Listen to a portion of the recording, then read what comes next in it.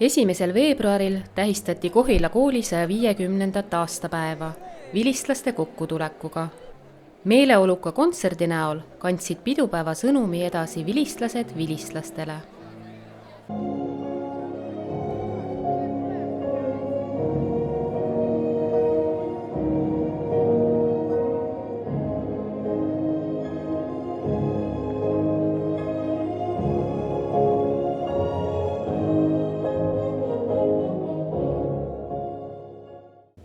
Minu esimene koolipäev oli väga kaua tagasi, aga mul on see eredalt meeles. Tulla siia suurde majja ja kohtuda oma esimese õpetajaga. Mina arvasin, et see lehvivate valgete juuste ja imeilusa kleidiga naisterahvas on printsess. Aga tegelikult ilmnes, et ta on see inimene, kes teeb lahti minule õppimise ukse. Selles majas see naine oli Ülle Pihlapuu. Kuidas sinul esimene koolipäev meeles on? Kindlasti see, täpselt sama nagu Anneliis mu kõrval ütles, et siit algab praegu midagi suurt.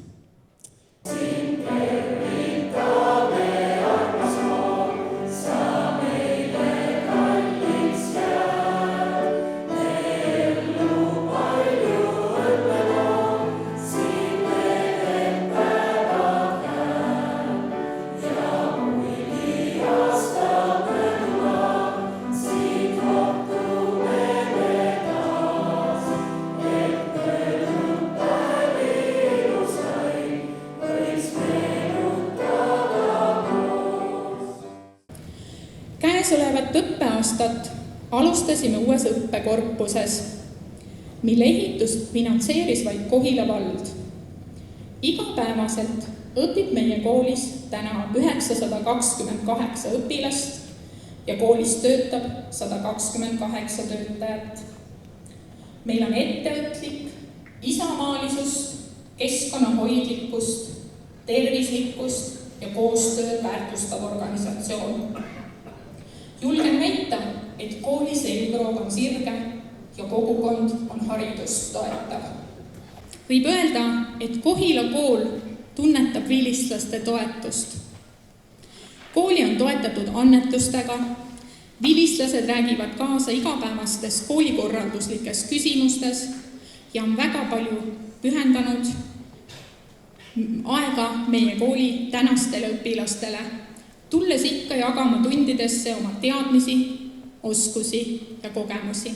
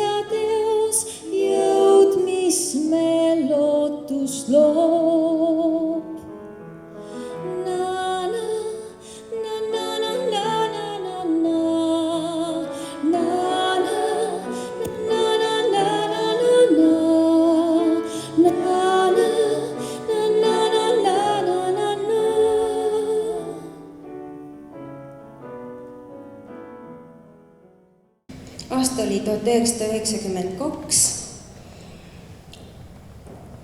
Oli kummaline aeg.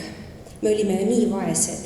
Me olime kõik vaesed ja ka kool oli vaene. Saal oli külm, akna ees olid kiled, aga õpetajad olid kogunenud esimest korda valima direktorit. ja valikus ei olnud küll kahjuks palju. Valikus oli 2. Üks mees, kellel oli juhikogemus ja üks naine, kellel mingit kogemust ei olnud, aga kellele õpetajad olid öelnud, Ester, Laine, Inda olid öelnud, et nii, Rütt, nüüd peab. Ja nii ma siis seisin siin samas kohas.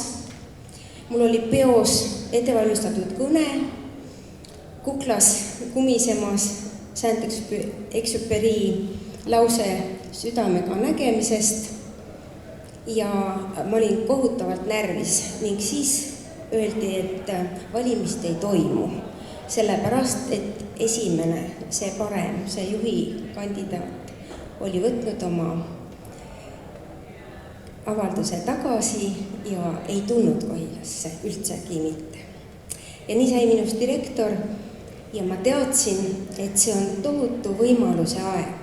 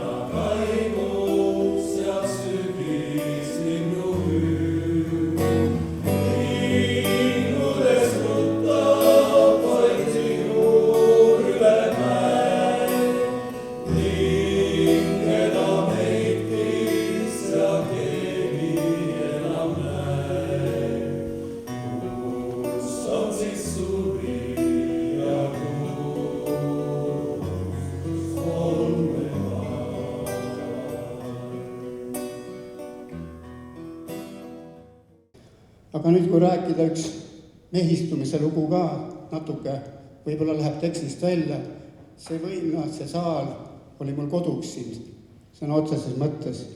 Ja õhtul, kui treeningud lõppesid, poisid ikka tahavad näidata, et nad on mehed ja siis me tegime niisuguse katse. Ja kõik pidid kaasa tegema, kui tahtsid tugev mees olla. Riietusruum oli siin samas taga, treening lõppes, treener pani uksed kinni, läks ära, et me jäime pesema ja siis keegi nuputas julguse katse välja.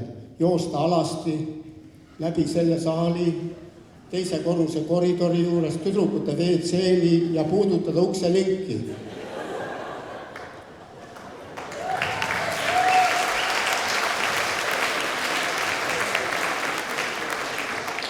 Aga see julgustükk pani ka meid mõtlema, me pidime loovad olema. Vabandust, kui vahele jääd, mis siis saab ja ma olen mõelnud, mis ma ise oleks ütled koolijuhina, kui mul oleks vallas purikas vastu jooksnud.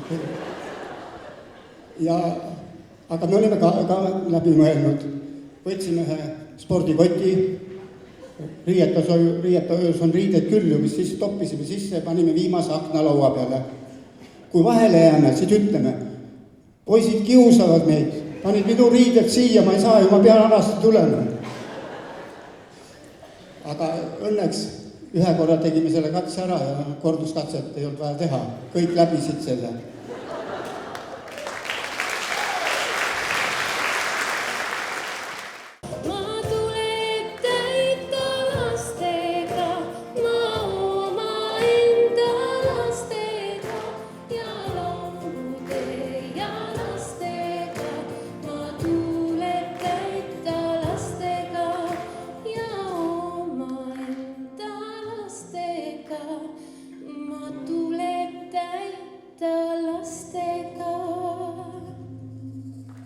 Veel enne kui Kohila kool sai alguse, pani kaasaegse ajalooteaduse isa Henry Toomas Pakl kirja Kuldsed read.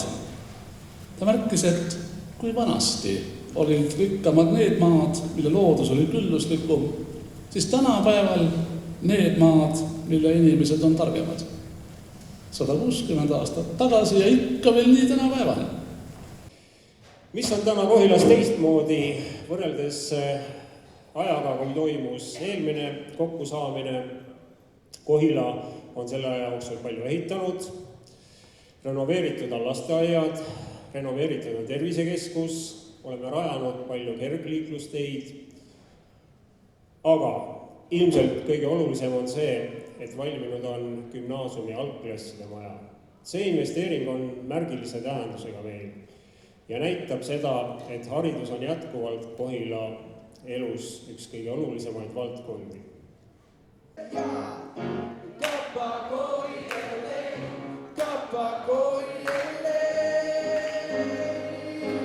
Ja kõik koos! Kappakohi ellei, kappakohi ellei.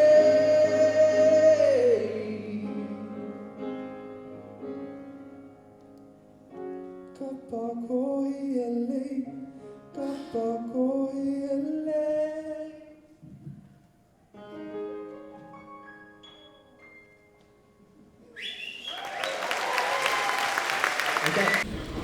Ma loodan, et kooliperega me suudame järgida loodud visiooni, et olla Eestis väga tuntud kool, kes on keskkonnahoidlik, ettevõtlik ja loomulikult tuntud oma hariduslike saavutuste ja oma tuntud vilistlaste poolest.